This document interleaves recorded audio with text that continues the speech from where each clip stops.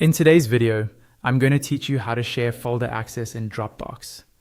We'll walk through a simple process that lets you give other people access to a specific folder in your Dropbox, so you can collaborate, share files, and keep everything organized in one place.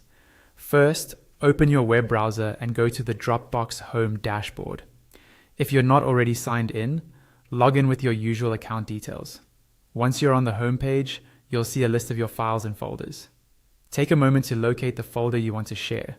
It might be in your main All Files view or inside another folder, so navigate through your structure until you find it. When you've found the folder you want to share, look for the Share option associated with that folder. This is usually shown as a button or link right next to the folder name. Go ahead and click on Share under that folder. This tells Dropbox that you want to create shared access specifically for this location, not for your entire account. A sharing window or panel will open, and here you'll see an option called Add People. Click on Add People. This is where you specify exactly who should be able to access this folder. Next, you'll see a field where you can type in an email address or a name, depending on how your account is set up and whether you're using Dropbox with a team. Click into that field and start typing the email addresses or names of the people you want to share the folder with.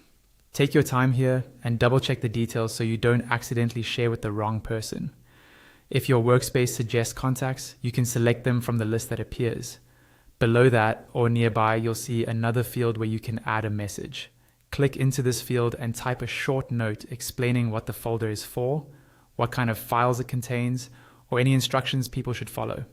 This message will be included in the invitation email they receive, and it really helps avoid confusion later. Once you've added the right people and an optional message, you're ready to send the invitation. Look for the Share button in that same window and click Share. Dropbox will now send out invitations, and the people you selected will get access to that folder according to the permissions you've set. And that's all you need to do to share folder access in Dropbox.